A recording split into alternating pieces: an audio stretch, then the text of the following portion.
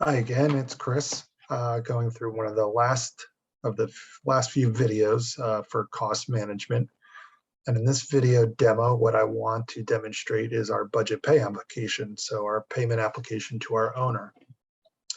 So again, reminding you that the upstream activities happening in budget, where we created our budget, we did that in a previous video. We also have our main contract, and we also have our budget payment application screen.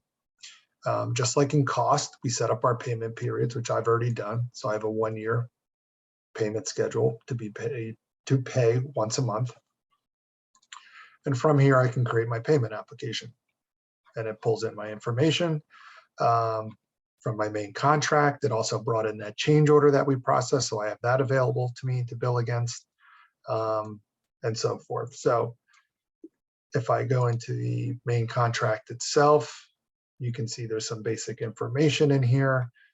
It pre-populates with the owner's information, both the company name and the contact that I have, a payment application summary section that will update as we continue to pay, issue change orders and also make payments.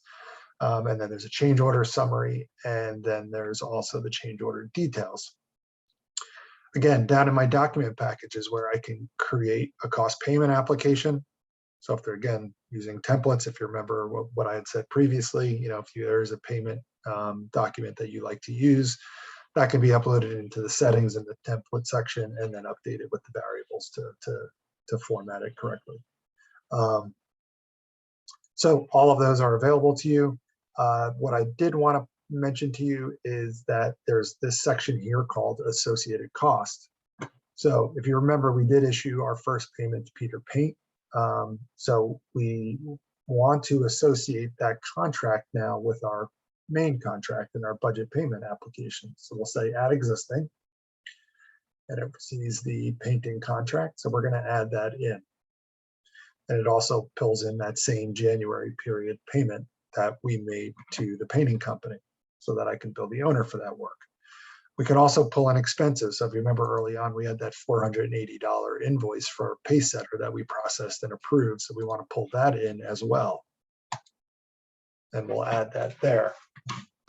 And the one thing you want to remember on the expense side is in this aggregate by, because we are going to aggregate these into our contract, is there are a couple choices here. You could do quantity, or we can do amount of materials on site, or in this case, we're going to leave it as the amount for the work completed.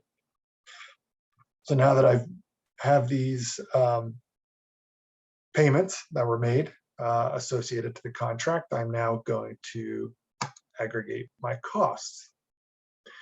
And what that will do is populate the work for this period from the payments that I made on the cost side. I, of course, can come in here and also update these manually if I wanted to. So if I felt like under general requirements, under some labor, I was also at about 5% for that, I can simply type that in or type in a value here to bill to my owner. So that's available to me as well. But as you move through the months and as you issue more contracts and issue more subcontractor payments, that's where that functionality of associating the contracts to the main contract becomes super valuable. So again, not to point out, but down here, obviously we can pull in different supporting documentation. So I pulled that in from expense. So if my owner wants to see the invoice that I paid for the $480, I could pull that in directly from the expense side when I process that payment. Again, I have many other options here, and I can upload from my computer and so forth. Or again, I can generate my G702, G703 template right from here as well. So once I have all my documentation together and my supporting information's all associated and updated, I would submit this to my owner.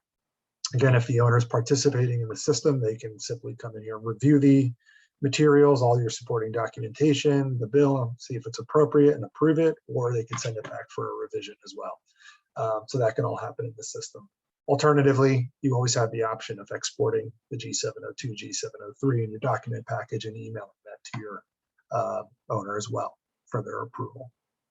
So in this case, we will set this as submitted, that we did submit it to the owner. And lastly, we'll set it as approved. and it'll ask me if there's any open payment applications. Do we want to approve those?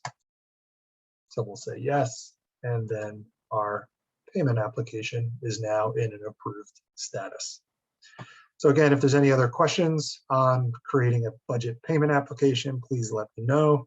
Happy to answer any questions you have, and look forward to speaking soon.